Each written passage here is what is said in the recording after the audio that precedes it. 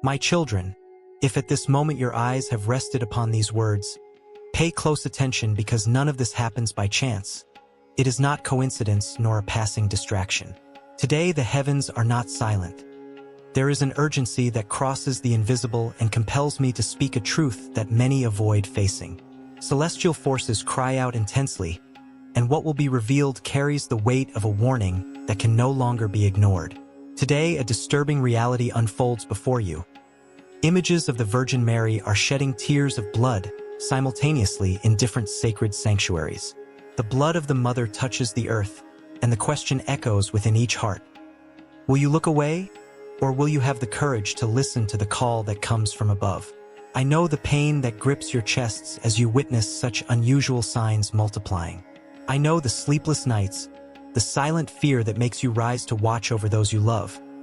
Mothers and grandmothers who walk through the house in the early morning trying to protect their children and grandchildren from a darkness that seems to advance ever faster.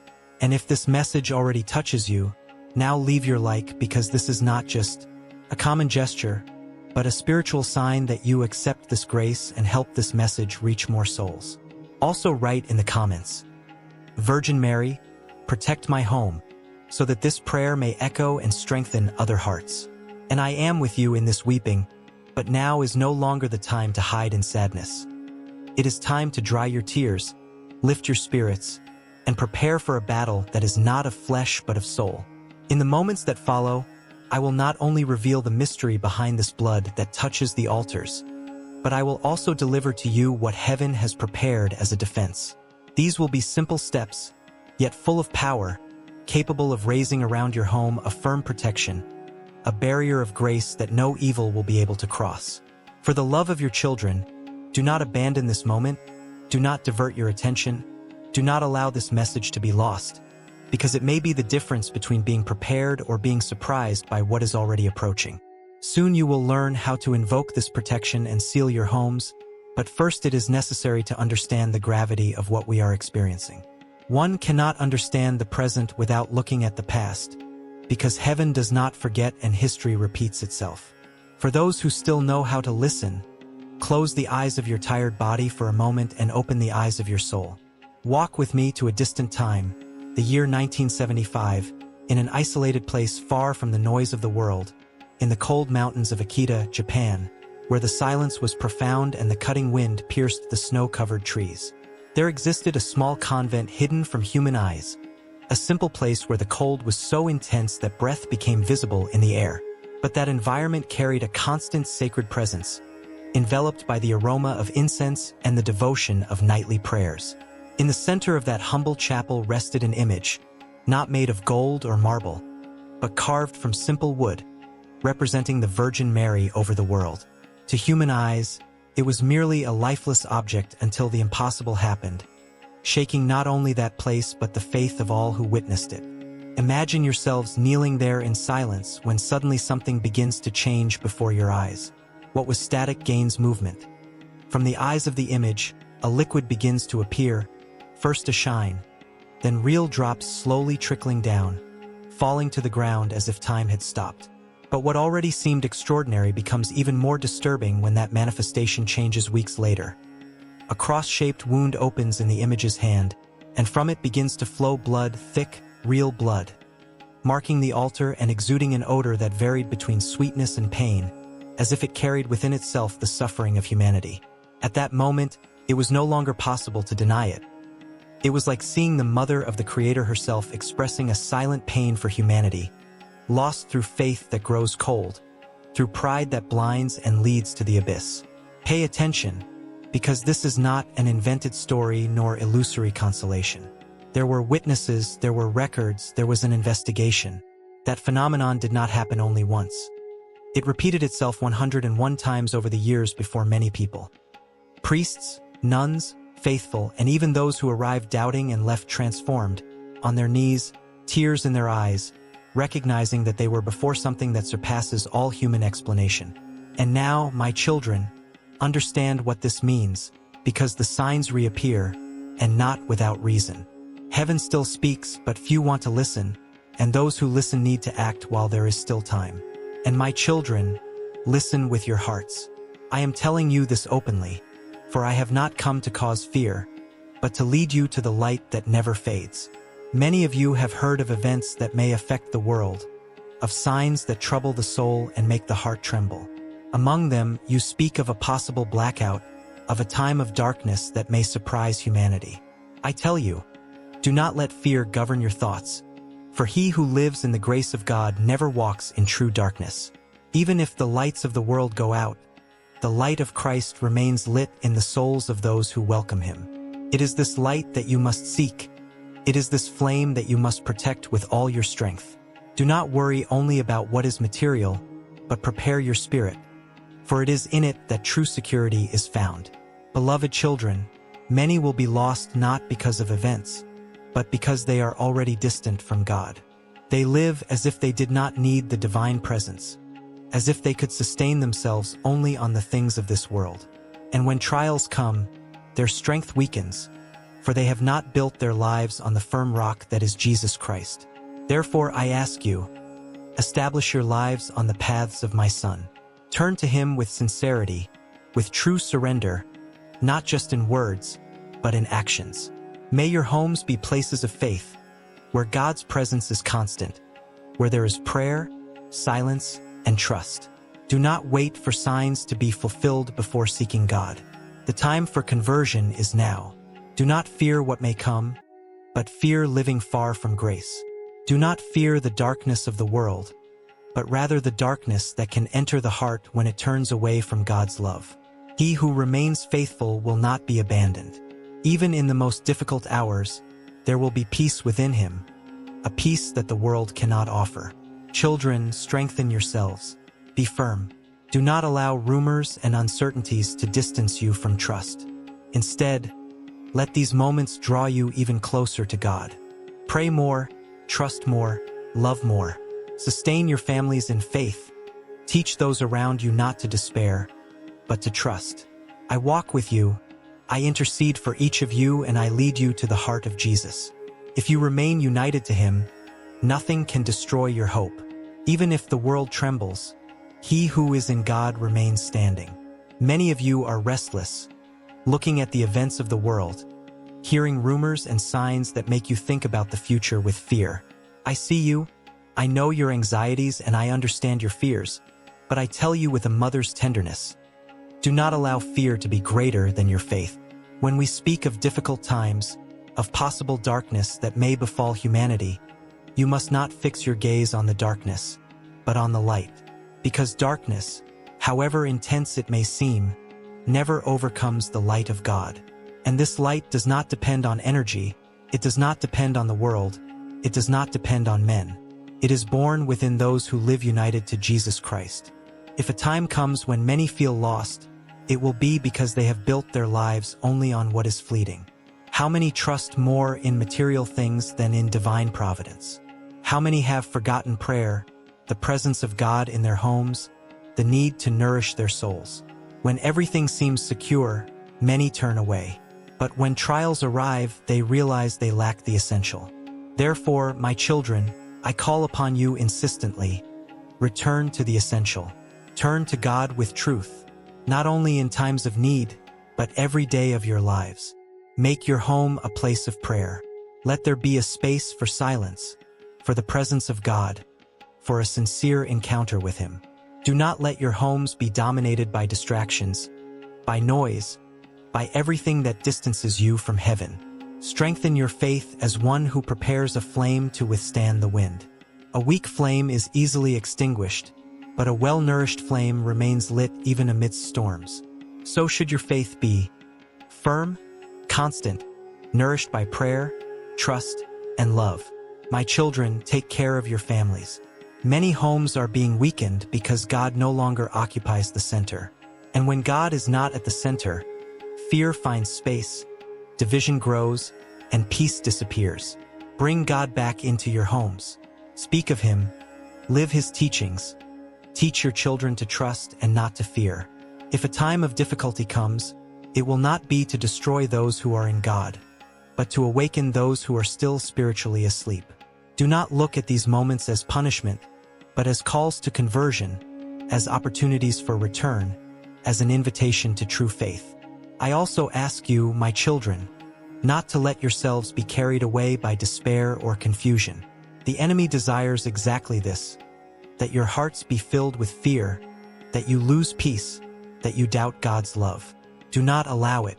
Remain vigilant but at peace, strong but serene, confident even when you don't understand everything. Always remember, he who is with God is never alone. Even if everything around seems uncertain, within him there will be an unwavering certainty. This certainty is the living presence of Jesus. Seek this presence every day. Speak to him as a child speaks to his father. Open your hearts without fear, with simplicity, with truth. He listens to you, he sustains you, he guides you. And I, as your mother, walk beside you. I intercede for each one of you. I welcome your sorrows. I carry your supplications to the heart of my Son. You are not abandoned. You never were. Remain steadfast, my children. Do not let yourselves be dominated by the fear of what may come, but strengthen yourselves in the certainty of God's love. Those who build their lives on Jesus Christ will not be brought down, will not be defeated, will not be consumed by darkness. Even if the world goes through difficult times, the soul that is in God remains at peace. And this peace will be your strength, your refuge, the light that will guide you at all times.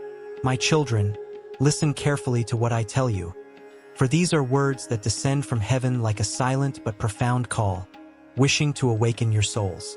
Many of you ask yourselves, amidst the uncertainties of the world, are God's messages still being fulfilled? Does heaven still speak to us? And I answer you with a mother's love. Yes, my children, heaven has never stopped speaking. It is you who often fail to listen. God's messages have not lost their power. They have not ceased to be fulfilled, nor have they become distant. They remain alive, current, pulsating in every time, because God does not abandon his children. What happens is that the human heart becomes distracted, closed, hardened in the face of worldly things, and thus no longer recognizes the gentle voice that calls it to conversion.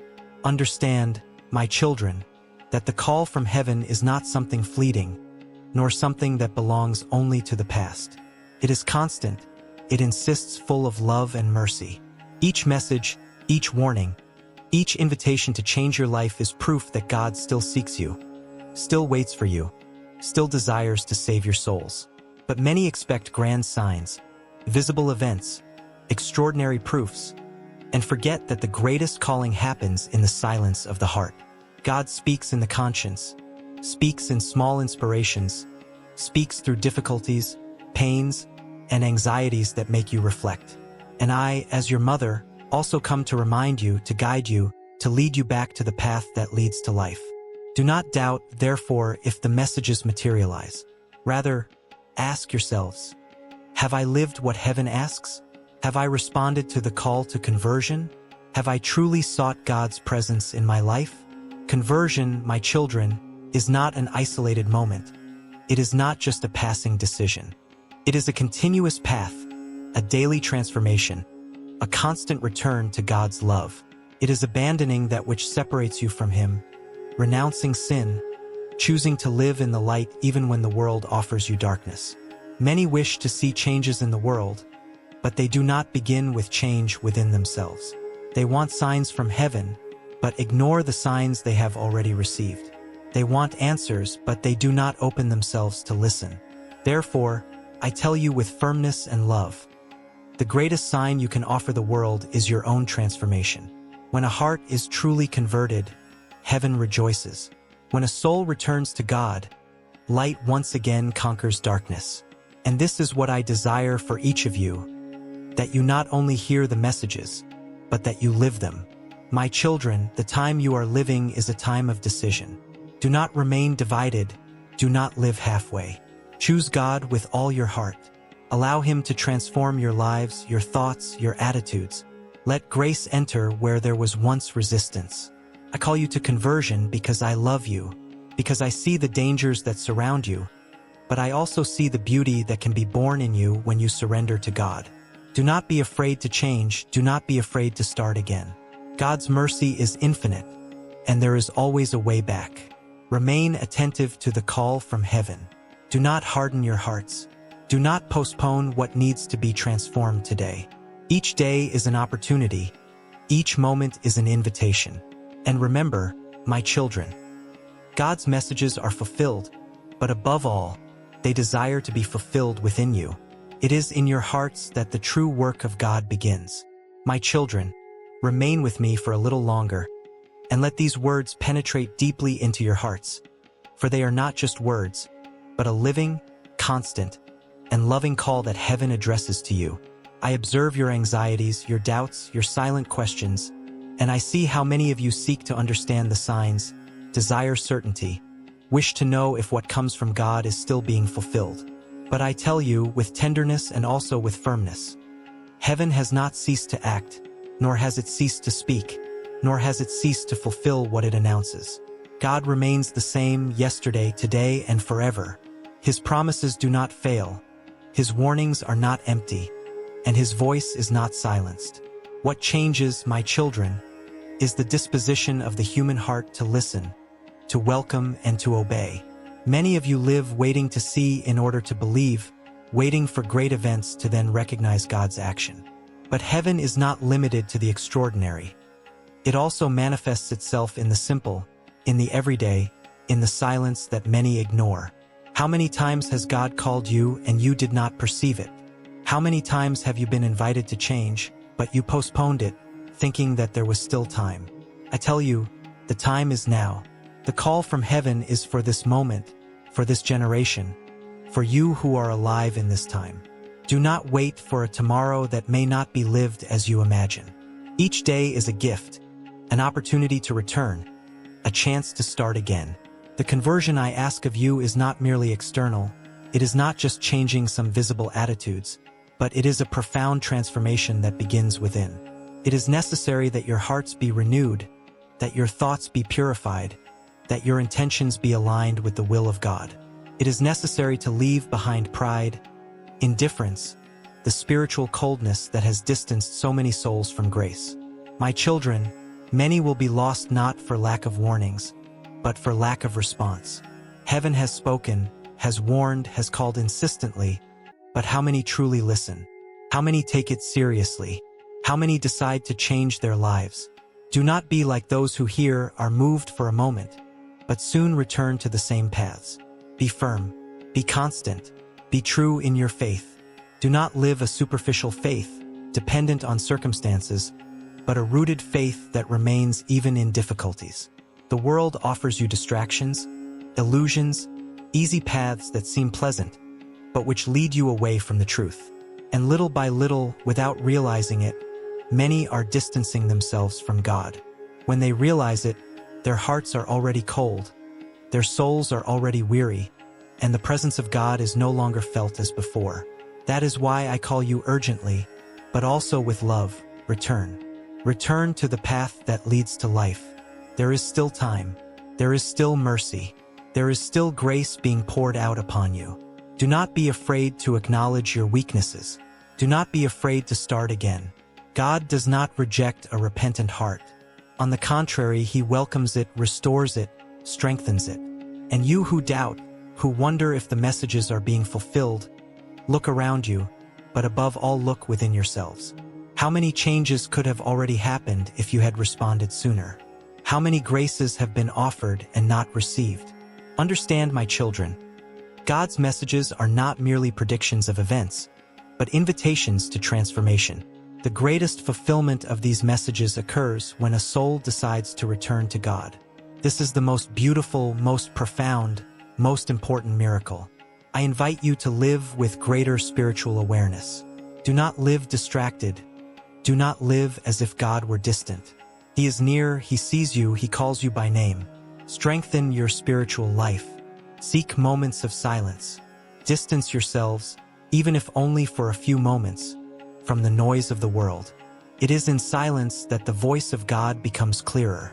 It is in recollection that the heart opens. It is in humility that grace enters. Take care also of your families, for many homes are spiritually weakened. There is a lack of prayer, a lack of God's presence, a lack of true unity. Restore this. Bring God back to the center of your homes, not just with words, but with actions, with witness, with love lived out daily. And do not walk alone. Help one another. Strengthen yourselves in community, in faith, in hope. When one rises, they can help another not to fall. When one is strengthened, they can support the other who is weak. My children, I love you deeply, and that is why I insist.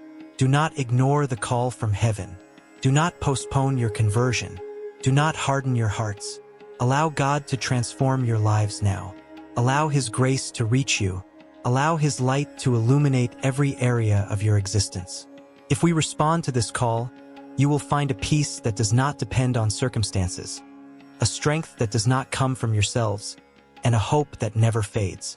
The world has been going through times of pain, wars that divide peoples, hearts hardened by violence, disasters that wound creation and leave deep marks on the lives of so many. And in the face of all this, many of you feel the weight of uncertainty, as if something even greater were yet to come. You hear of a possible blackout, of a time when darkness may reach many places, and your hearts are troubled. I tell you, my children, do not let these reports dominate you with fear. Fear paralyzes, weakens, and distances you from trust in God. And that is exactly what the enemy desires, that you lose your peace and feel helpless. Look at the world with discernment, but not with despair. Wars and disasters are not merely external events. They also reflect the spiritual state of humanity.